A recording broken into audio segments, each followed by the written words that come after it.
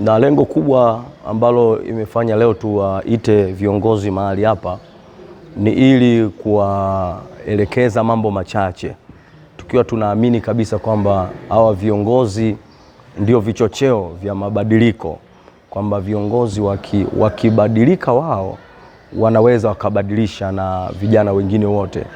Kiongozi akielewa anaweza kuelewesha na wengine. Kwa hiyo tuko mahali hapa kuwafundisha, kuwaelekeza, tukiwa tuna imani vitu ambavyo tunaviweka ndani yao katika semina hii elekezi itafika kwa wengine zaidi na zaidi.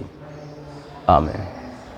Ujumbe wangu kwa vijana jimbo la Morogoro, waone kwamba sasa Mungu amekusudia tufanye vitu ambavyo vitaleta utukufu wake. Kuna kitu Mungu anataka kizaliwe kwenye dayosisi ya Morogoro kwa msimu tulionao. Kwa hiyo tukubali kufanya kazi pamoja na Mungu, tukubali maelekezo ya Mungu. Lakini semina hii elekezi haikuwa tu kwa ajili ya jimbo hili. Sasa tunazunguka majimbo yote matano. Tutafika majimbo yote matano na kila jimbo utakuwa na semina elekezi. Sasa vijana tuamke, tuone kwamba kuna kitu ambacho Mungu anataka atushirikishe, anataka sisi tushirikiane naye katika kuifanya kazi yake. Sisi vijana, Biblia inasema tumeandikiwa sisi vijana kwa sababu tuna nguvu, sisi tumemshinda yule mwovu, neno la Mungu linakaa ndani yetu. Kwa hiyo kupitia sisi Mungu aendelee kujitukuza kila eneo ambalo Mungu mwenyewe amekusudia. Amen.